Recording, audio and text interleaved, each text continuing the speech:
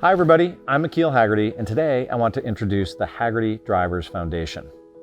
In 1997, I had a full set of hair, and I was a young person working around the automotive world, and I was starstruck at one particular dinner in California where Jay Leno was being honored for his incredible accomplishments around the automotive space. And just when you thought Jay would just keep telling jokes and make the whole audience laugh, he actually got a little bit serious, and he challenged all of us to think differently. Not just to think about the next auction price, not just to think about the next car we were going to acquire, but to think about the future of the car world as a whole ecosystem of activities, of knowledge, of skills and trades that needed to be preserved in order for this car world to go on long into the future. He challenged us to think differently. He challenged us to give a little bit more. It was that evening that I learned about McPherson College in Kansas, and later joined the advisory board there to learn about why young people seek careers in the automotive space and what it takes to build an education program around it.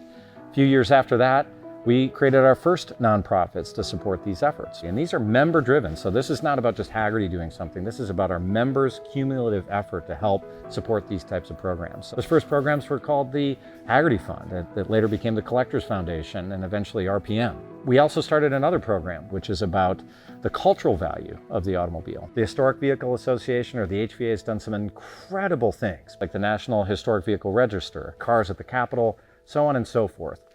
Well, the Hagerty Drivers Foundation is the culmination of all of that work, and it's going to pour all of those types of effort into one organization.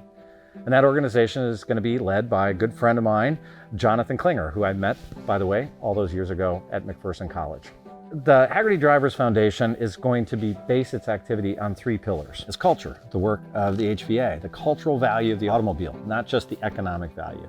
Education, it's about young people seeking education around automotive restoration and preservation, and of course, supporting the programs that are out there creating those educational opportunities. It's things like License the Future, where we give $500 grants to young people just simply wanting to get their driver's license. And industry support, a good example was last year during COVID, we gave over $500,000 to 100 businesses to help them bridge the gap during those early months of COVID. We're not going to be able to just hope that the car world works. We need a plan, and we need concerted efforts to make it happen. So that's what the Drivers Foundation is all about. Together, we can save driving and car culture for future generations. Thank you for all your support.